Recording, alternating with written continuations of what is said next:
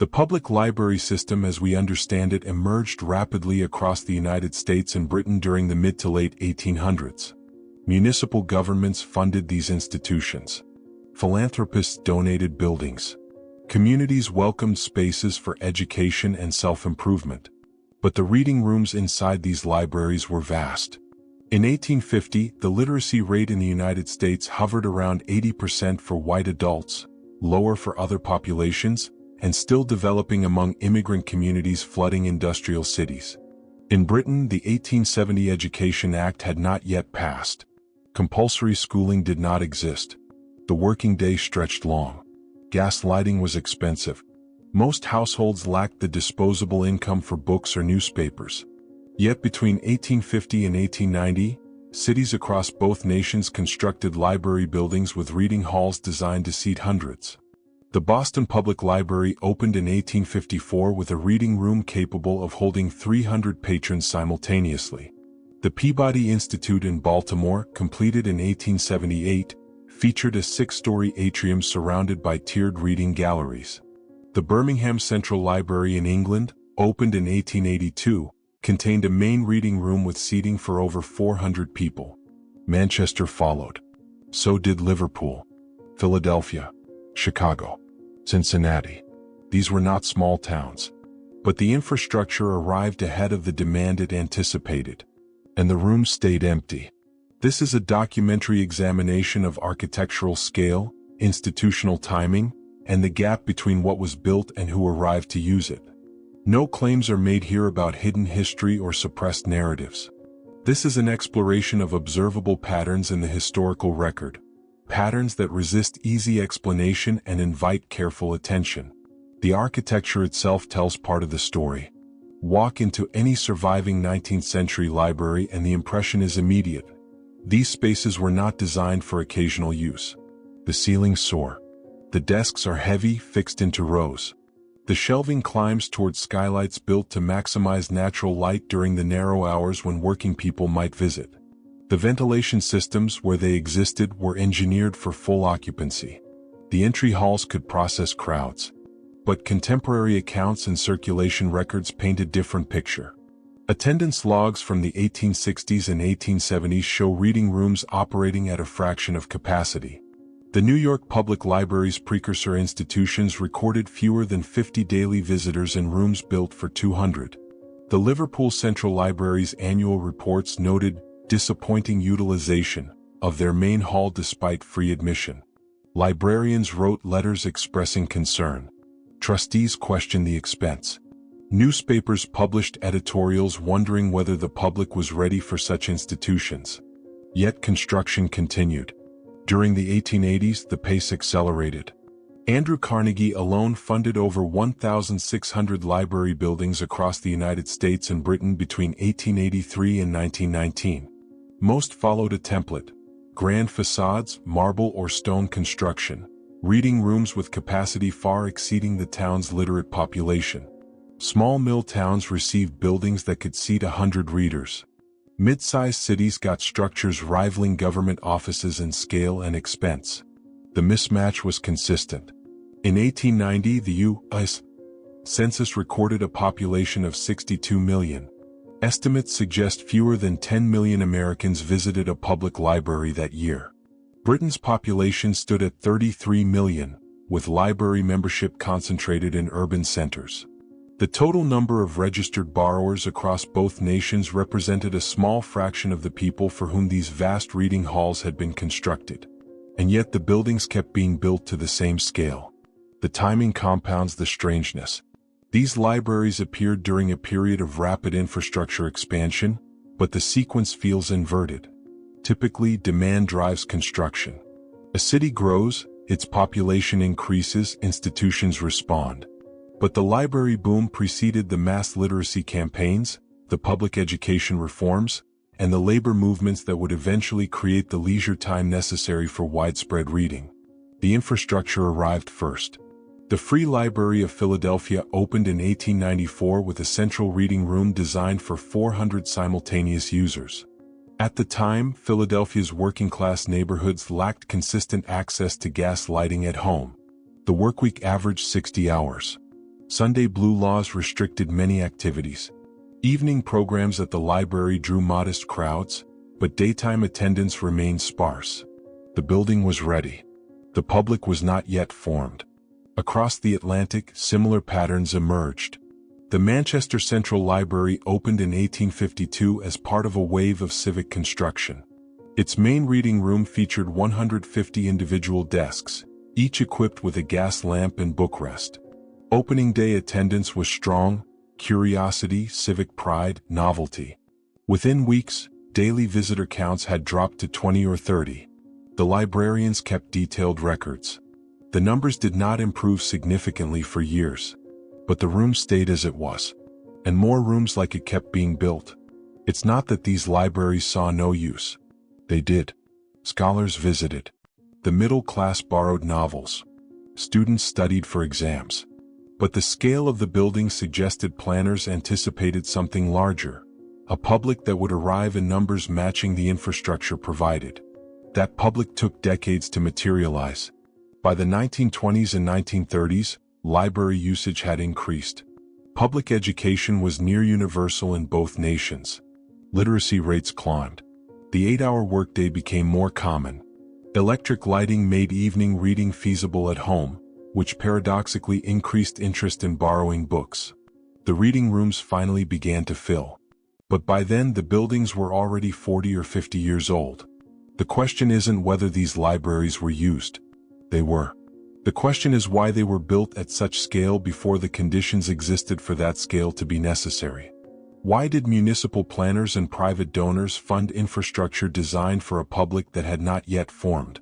What assumptions about future population, literacy, and leisure time drove the architectural decisions? And why does this pattern repeat so consistently across cities and nations that had little coordination between them? The evidence continues to. The pattern becomes denser when you examine the infrastructure surrounding these libraries. Reading rooms didn't arrive in isolation. They came with systems. The card catalog system, standardized, cross-referenced, designed for rapid retrieval, appeared in American libraries during the 1870s. Melville Dewey published his decimal classification system in 1876. Within a decade, libraries across the United States and Britain had adopted it. Small towns with fewer than 1,000 regular patrons installed catalog systems capable of organizing 50,000 volumes. The filing cabinets were ready. The books took years to arrive. Interlibrary loan networks emerged almost immediately. The American Library Association, founded in 1876, established protocols for sharing materials between institutions. By 1880, libraries in different states could request books from one another using standardized forms and shipping procedures. The system assumed density, a network of institutions close enough and active enough to justify the administrative overhead. But many of these libraries were operating at minimal capacity. The reference desk became standard architecture by the 1880s. A central position elevated slightly with sight lines across the reading room. The design anticipated staffing needs for crowd management and patron assistance. In practice, many reference librarians sat idle for hours. The infrastructure was in place. The crowds weren't. And then there's the storage. The basement levels and rear annexes of these library buildings contained stacks, rows of floor-to-ceiling shelving designed to hold collections far exceeding initial acquisitions. The Boston Public Library's original building included stack space for 600,000 volumes. At opening, the collection numbered fewer than 100,000. The Carnegie libraries followed similar patterns. Buildings in towns with populations under 10,000 included stack capacity for collections that wouldn't be filled for 30 or 40 years. Someone was planning for growth that hadn't yet begun. The heating and ventilation systems tell the same story. These buildings incorporated complex ductwork, boilers capable of warming vast spaces, and in some cases early forms of mechanical ventilation. The engineering assumed full occupancy, hundreds of bodies generating heat, breathing, moving through the space. In reality, many reading rooms sat half-empty for decades. The systems ran anyway, maintaining temperatures for crowds that weren't there. The expense was considerable. Municipal budgets from the 1880s and 1890s show library operating costs consuming significant portions of civic spending. Fuel for heating. Salaries for librarians and support staff. Maintenance for buildings that were, by contemporary standards, overbuilt. City councils debated the expenditure. Editorials questioned the priority. But the construction continued, and the buildings were maintained at full operational capacity regardless of actual use. Across the Atlantic, Britain followed nearly identical patterns. The Public Libraries Act of 1850 allowed municipalities to levy taxes for library funding. By 1870, dozens of cities had done so. The buildings that resulted, Manchester, Birmingham, Liverpool, Leeds, shared architectural DNA with their American counterparts. Grand reading rooms, high ceilings, capacity for hundreds, and the same pattern of underutilization in the early decades. The Manchester Free Library's annual reports from the 1860s and 1870s make for revealing reading. Attendance figures are meticulously recorded. The librarians noted seasonal variations, weather impacts, competing events. But the underlying reality remained: the building was too large for the public using it. The reports don't question the building. They question the public. Why aren't more people coming? By the 1880s, something shifted. Library construction accelerated on both sides of the Atlantic. Andrew Carnegie's philanthropy began in earnest. Between 1883 and 1890, he funded over 200 library buildings. The pace only increased in the 1890s. By the time of his death in 1919, the number exceeded 1,600. Each building followed specifications Carnegie's team developed. Specifications that prioritized reading room scale and stack capacity over immediate community need. The buildings were uniform. The need varied wildly. Carnegie libraries appeared in Pennsylvania mill towns, Scottish fishing villages, Midwestern farming communities, and industrial cities. The architectural plans were similar regardless of local population or literacy rates. A town of 5,000 received a building nearly as grand as one serving 20,000. The scale didn't adjust. The template was fixed. And yet these buildings proved durable. By the 1920s, the public had caught up. Literacy rates had climbed. Public education was near universal. Labor reforms had shortened the workweek. Electric lighting had made evening reading common. The reading rooms began to fill. The card catalogs proved essential. The interlibrary loan networks functioned as designed. The stack space was finally needed. The infrastructure had waited. It's tempting to view this as visionary planning, philanthropists and civic leaders anticipating future needs and building accordingly. But the scale of overpreparation resists that explanation. Visionary planning accounts for growth. This was something else. This was infrastructure built as though the demand already existed, or as though it had existed recently and was expected to return. The architectural consistency compounds the strangeness. Travel from Philadelphia to Birmingham, from Boston to Liverpool, and the reading rooms feel almost interchangeable. The proportions are similar. The materials differ. American libraries favored wood and brick, British ones preferred stone, but the spatial logic is identical. High ceilings, natural light, rows of desks, central reference positions, stack space in the rear or below.